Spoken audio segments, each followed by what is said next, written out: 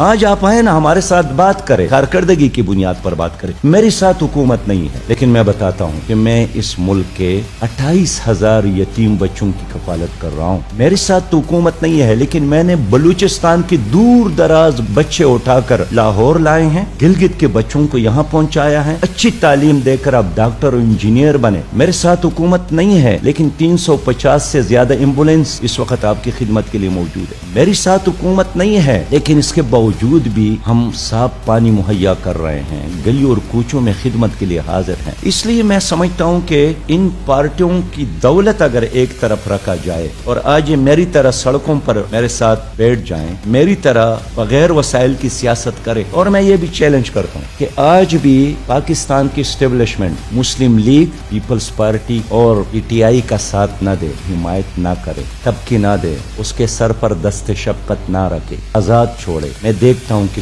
کون ان گلیوں اور کوچوں میں ہمارا مقابلہ کرتا ہے۔